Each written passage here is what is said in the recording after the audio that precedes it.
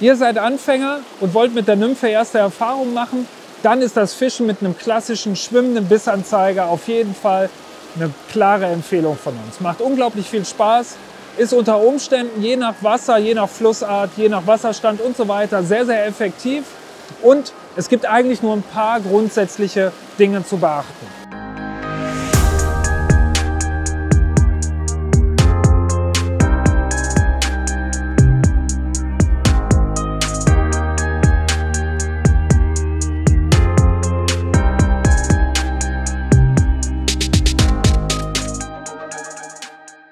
Der erste Punkt betrifft das Werfen. Beim Werfen nicht versuchen, zu enge Schlaufen zu machen. Ihr habt ja nicht nur die Nymphe an eurem Vorfach, sondern auch den Bissanzeiger und das Ganze soll sich schön gestreckt ablegen. Deswegen beim Werfen darauf achten, dass ihr die Schlaufe ein bisschen öffnet, dass ihr dem Vorfach beim hinteren Stopp ausreichend Zeit gebt, um sich zu strecken und dann habt ihr auch nach vorne eine schöne, gestreckte, saubere Präsentation.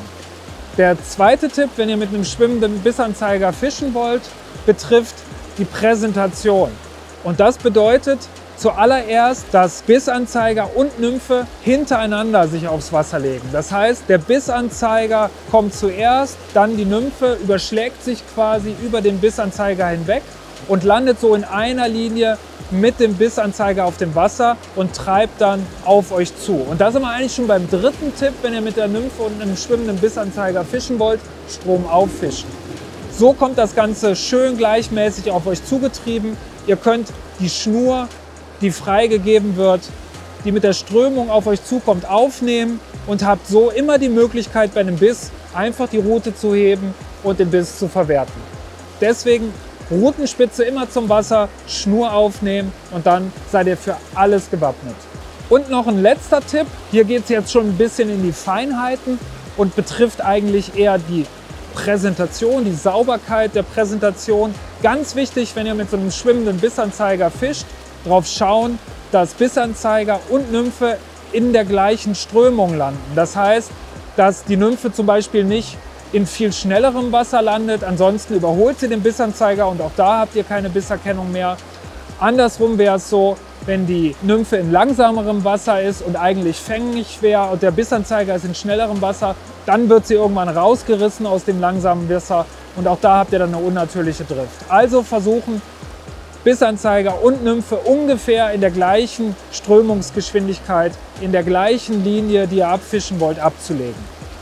Ja, ein Tipp für alle, die anfangen möchten zur Montage, die ist eigentlich sehr, sehr einfach. Nehmt euch ein klassisches Monophil-Vorfach, ein gezogenes Vorfach, was ihr auch zum Trockenfliegenfischen nehmen würde, zum Beispiel 9 Fuß. Und dann verlängert ihr das Ganze zum Beispiel über einen Pitzenbauerring mit einem Stück Tippet.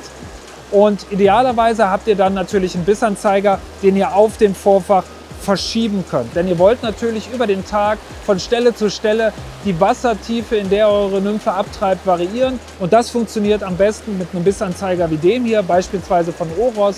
Den könnt ihr ganz frei auf dem Vorfach verschieben.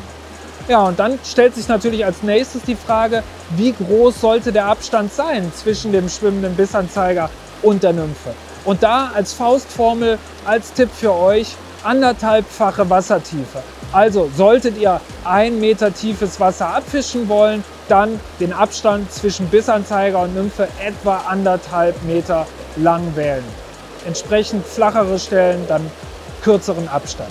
Denn, das ist vielleicht noch wichtig zu wissen, die Nymphe fischt nie senkrecht unter dem Bissanzeiger, sondern wird ja immer hinterhergezogen und ihr habt da eher so einen variablen Winkel, der irgendwo um die 45 Grad sich verhält, je nachdem wie schnell das Wasser ist. Also 1,5-fache Länge der Wassertiefe und dann seid ihr eigentlich gut bedient.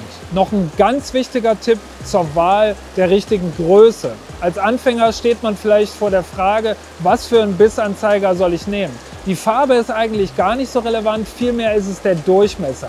Wenn ihr flaches Wasser habt, wenn ihr scheue Fische habt, dann solltet ihr natürlich so diskret wie möglich fischen, aber der Bissanzeiger sollte natürlich auch immer eure Nymphe tragen können.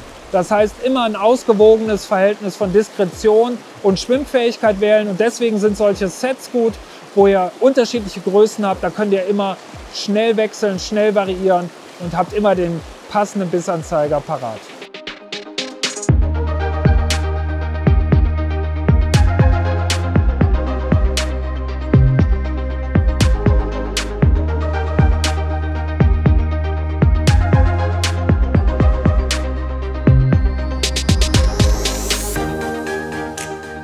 Ja, mit diesen Tipps, mit diesen einfachen Tipps seid ihr eigentlich bestens gerüstet, um eure ersten Erfahrungen mit dem schwimmenden Bissanzeiger und der Nymphe am Fluss auf Forelle, Esche, Barbe, Döbel und so weiter zu machen. Wir wünschen euch sehr, sehr viel Spaß damit, viel Spaß beim Ausprobieren, beim Lernen. Und wenn ihr weitere Informationen zum Thema Nymphenfischen haben wollt, checkt unbedingt auch unsere anderen Videos zu dem Thema aus.